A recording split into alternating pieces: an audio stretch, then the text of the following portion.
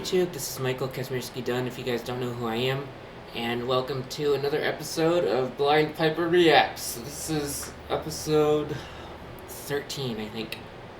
So, the coolest girl in the world, Hailey, suggested that I react to another instrumental piece by one of her favorite composers, Maurice Ravel. He's a French composer. He was from 1875 to 1937. And this piece she sent me is called Valley of Bells. And I have no idea. I'm gonna have to plug it into my I don't even know how it is pronounced in French, so I'm just gonna stick with Valley of Bells for now. She sent me a recording of what she claims to be Ravel himself playing it, but when I heard it I thought, wait, this sounds like tons better than 1937. So I thought, like, how can that be, like, Ravel himself playing that? And I realized, oh, it must be a player piano. Because if you guys don't know me, I have a whole bunch of old bagpipe recordings, like old records, and there was no such thing as, you know, the bagpipe equivalent for a player piano, so they had to record the actual pipers playing. And so I assumed that it was just Ravel himself playing it, you know? But I think I figured out that it was actually a player piano. So, here we go. I don't know much about this piece, so we're gonna get right to it. So, here we go. This is called Valley of Bells.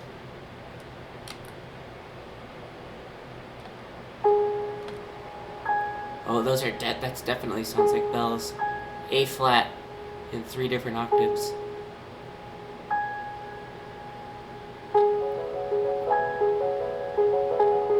Ooh.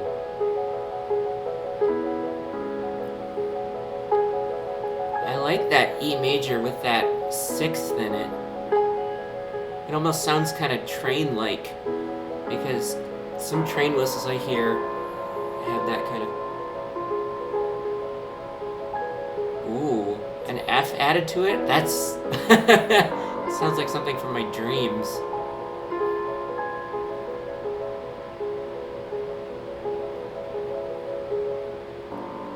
Ooh.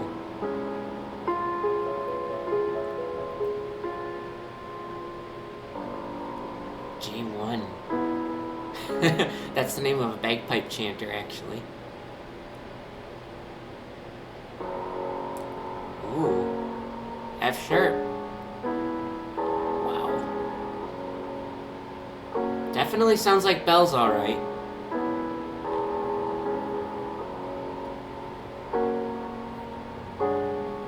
Ooh.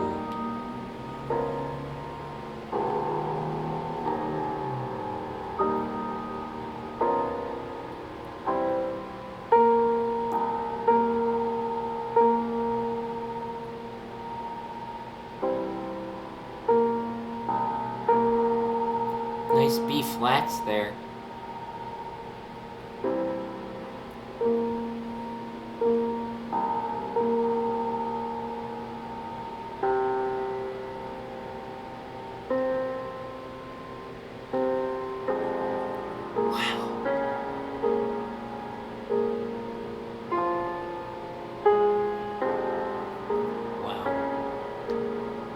These laptop speakers are not very good, so they don't have enough bass, so it's hard to tell what bass notes those are from where I am.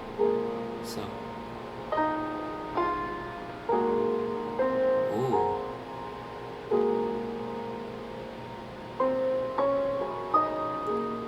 Three octaves, wow. Ooh. This part sounds a little bit more tonal than a lot of the Ravel pieces I've heard before that Hailey sent me. Sounds more like Debussy. But they were contemporaries, I'm pretty sure, so.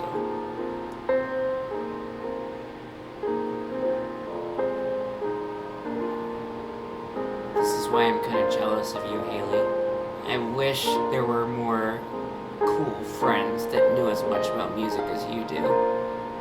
I'm sure there are, but they're just really, not our generation. That's dumb, bro.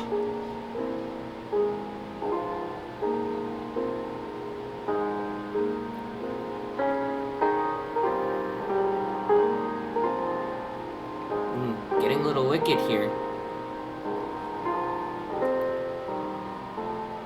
Ooh. That is pretty dreamy.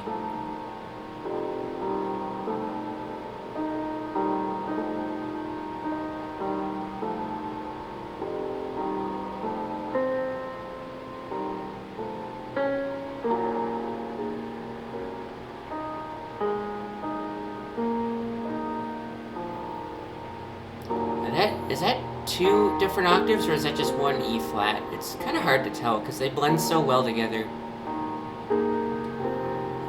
Alternating between those other notes in the third, high third, low fourth octave.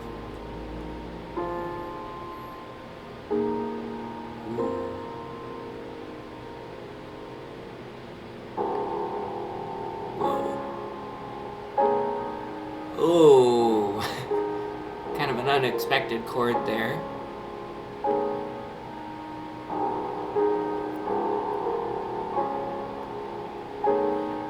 This part kind of reminds me of that Rachmaninof piece. I don't know what it's called, but my sister Lizzie and I made up words to it. Don't you dare. And then the right hand would say no in between the don't and the you and the dare. And then it would go, I want to.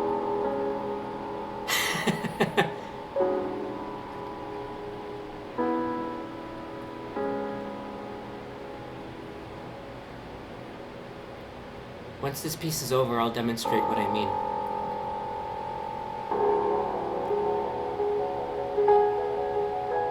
Kind of a recapitulation kind of thing here going on. Cool.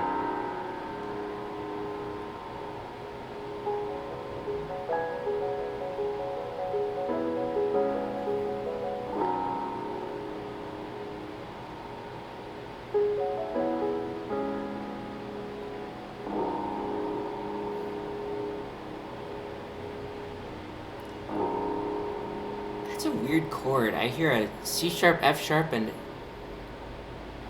gosh, I want to keep saying A flat. I hate enharmonics as a piper because there's no such thing as sheet music and bagpiping. So I'm used to calling them only by one name.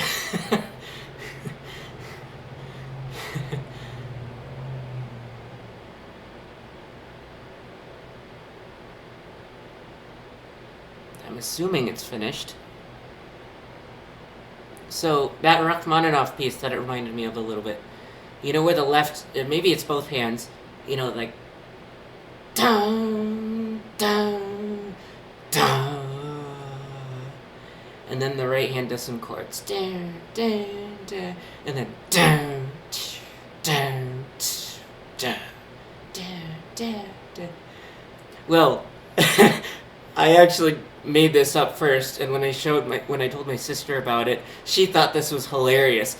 So the down, down, down, the good word, a really good mnemonic for it could be don't you dare, and then the right hand, I want to, as in like their parents telling them not to do something, and the kid is like, no, I really want to do it.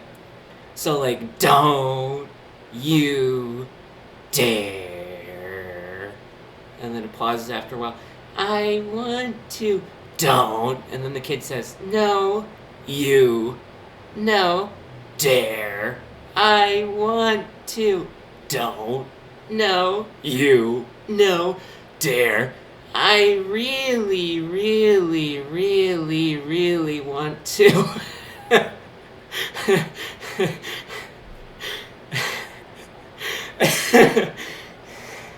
I could definitely see a choir arrangement of that. The basses and tenors would definitely do the don't you dare part.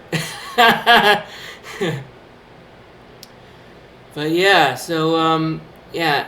Now that I've reacted to all these pieces you've sent me, Hailey, obviously you don't have to upload it onto YouTube and make it public to the world. You can just send it to me if you'd like, but maybe you should react to some of this maybe you should react to some of my favorite stuff.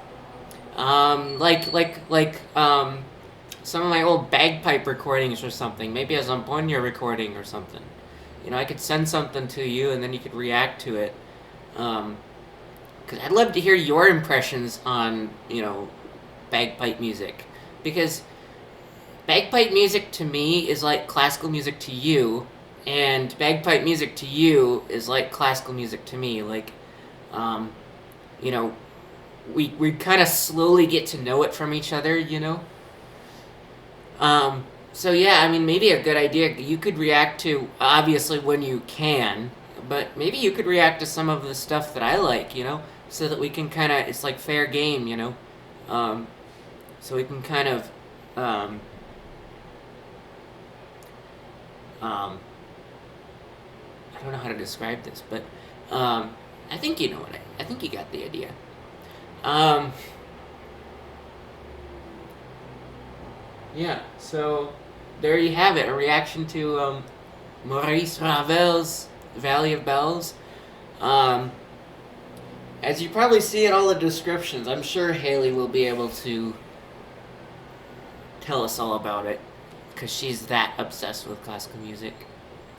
Just like in those old bagpipe recordings, I put all that I know about it in the description, including like the weird tuning phenomenons and the, you know, just how bagpipe music was different back then. Maybe because my absolute favorite record is from 1917. Maybe you could do that one first, Hailey. I don't know. But I just thought that maybe, to kind of expand your horizons a little bit, so it's not just classical. I mean, I know that's your favorite thing in the world, but don't we all have to branch out? I mean, I'm branching out with the stuff you're sending me, and it's really cool, so, I like it. So, yeah. So, there you have it with the reaction for Maurice Ravel's Valley of Bells. If you guys haven't done so already, feel free to hit like and subscribe for some more reactions from a blind piper's perspective, and some more rare music that you probably won't ever hear in your life otherwise. So, have a great day, and join me for another episode of Blind Piper Reacts, and ciao.